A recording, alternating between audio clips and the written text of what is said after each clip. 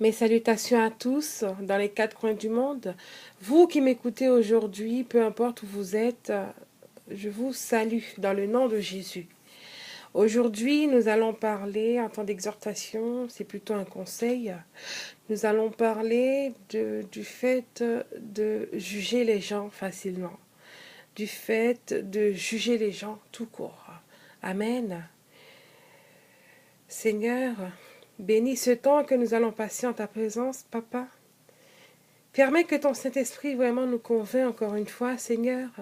Permets que l'esprit de douceur, l'esprit de sagesse, l'esprit d'humilité nous anime, afin que, Seigneur, ces paroles soient accueillies avec beaucoup de sagesse, beaucoup d'humilité, beaucoup de douceur, Seigneur. Je te remercie, Papa, au nom de ton sang versé. Amen. Le thème du temps de conseil aujourd'hui dit « Ne jugez pas les gens facilement ». Ne jugez pas les gens facilement, ne jugez pas les gens tout court. Je le répète, ne jugez pas les gens facilement, ne jugez pas les gens tout court. Dans Jean 7, verset 24, il est dit « Ne jugez pas selon l'apparence, mais jugez selon la justice. » Ne jugez pas selon l'apparence, mais selon la justice. Amen. Prenez le temps de bien connaître quelqu'un, avant toute chose. Prenez le temps dans le calme et dans le silence. Ne vous fiez pas seulement à ce que les autres pensent et disent d'une personne. Même venant des personnes de confiance ou des personnes en qui vous avez le plus confiance dans vos vies. Car vous avez aussi votre expérience à faire, votre propre avis ou point de vue personnel à donner. Car vous avez un regard différent des autres sur les autres, à cause du fait que vous soyez unique ou que Dieu vous a doté de choses uniques. Et il se peut que demain, après plusieurs approches, vous vous rendez compte que beaucoup de choses sont vraies, tout comme sont complètement fausses. Que les situations demandaient de plus de compréhension, de plus d'attention, de plus d'expérience avec l'autre, d'autres approches, d'un autre environnement de découverte. C'est très important d'avoir l'avis de certaines personnes de confiance, et même des personnes avec une très grande expérience. Il faut prendre cela aussi en considération, surtout quand on arrive en terrain nouveau, en terrain inconnu, et avec peu de connaissances, peu d'expérience sur quelque chose ou sur quelqu'un. Il ne faut pas seulement ou simplement se dire « moi je vais faire comme bon me semble » et tout découvrir par moi-même sur quelqu'un. Alléluia.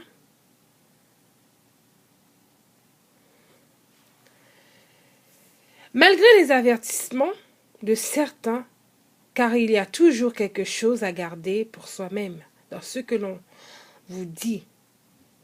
Il faut se dire que ce que vous savez déjà est toujours un plus pour vous. C'en est une force, sans que cela devienne un enfrein, une faiblesse, un handicap pour vous, pour aller vers les autres. Mais il faut se faire ou avoir aussi ses propres idées, ses propres impressions sur les choses et sur les personnes. On ne connaît pas les gens d'un simple regard. On ne connaît pas les gens d'un simple regard. On découvre leur vraie ou véritable nature à force d'observation et de fréquentation. On découvre leur vraie ou véritable nature à force d'observation et de fréquentation. En agissant tous ainsi, nous laissons aux autres l'opportunité d'être découverts ou de se laisser découvrir réellement, de se défendre. C'est ce que l'on appelle le bénéfice du doute, laisser aux gens le bénéfice du doute. Nous ne sondons pas les cœurs ni les pensées.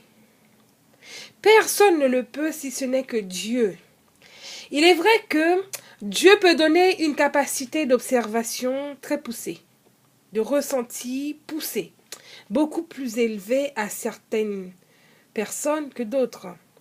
Ce qui est un véritable don en soi. Le fait de connaître certaines choses, de pouvoir ressentir certaines choses profondément face à quelqu'un, juste en l'observant, en le regardant, en le fréquentant.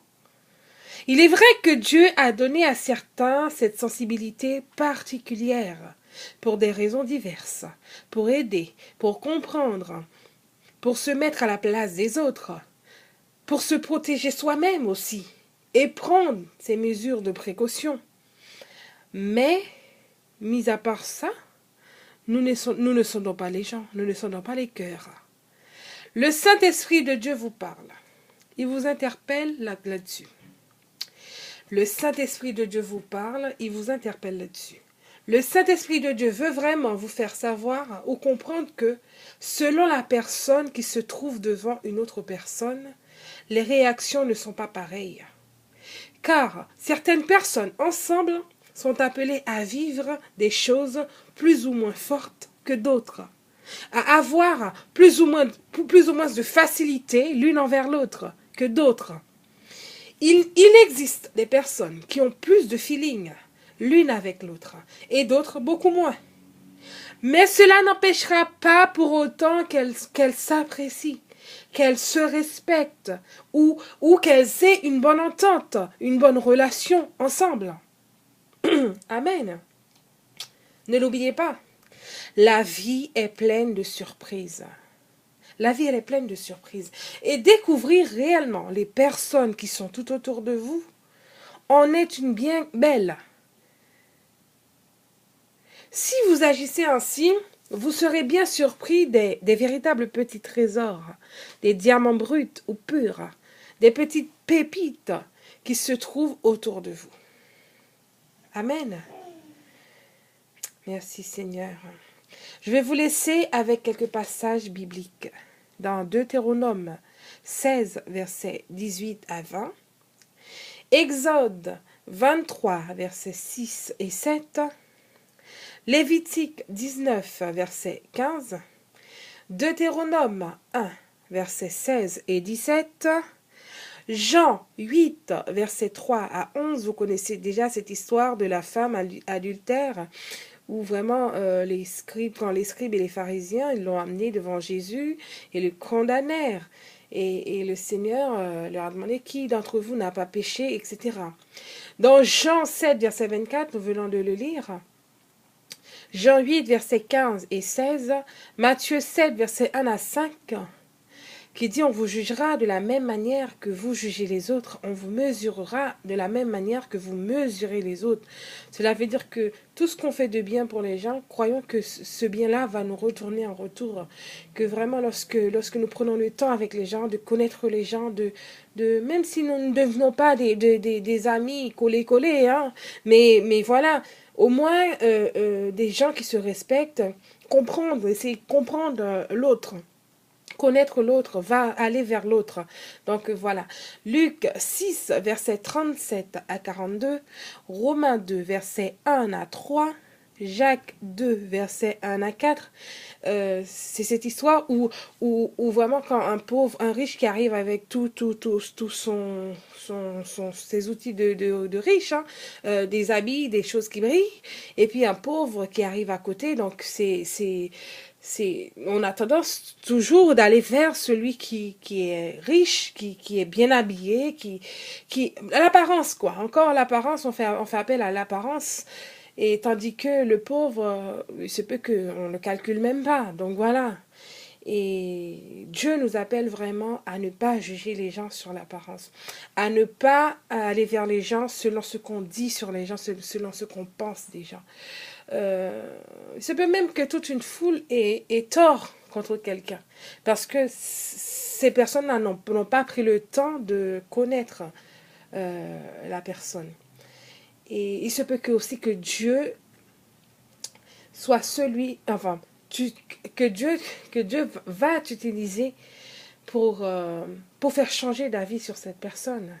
Enfin oui, pour que les pensées changent, pour que les attitudes changent envers les gens, envers cette personne-là.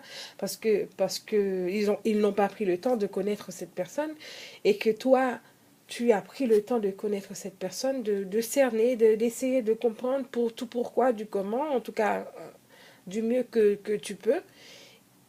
Et que selon ton attitude avec cette personne, ça va ramener peut-être d'autres personnes vers cette personne. Peut-être que Dieu va t'utiliser pour faire changer d'avis sur quelqu'un. Donc voilà. Le dernier passage, c'est Jacques 4, versets 11 et 12. Voilà. Je vous laisse avec ces mots. Ne jugez pas les gens sur l'apparence. Ne jugez pas les gens tout court. Prenez le temps de regarder les gens, d'observer. Certes, ce qu'on vous dit de quelqu'un, ça vous sert. Mais il ne faut pas que ça soit non plus un bagage pour arriver avec une méfiance envers la personne. Parce que si on arrive avec, on sait déjà qui elle est cette personne, ce qu'on dit d'elle, on peut arriver, on se braque, on est sur la défensive.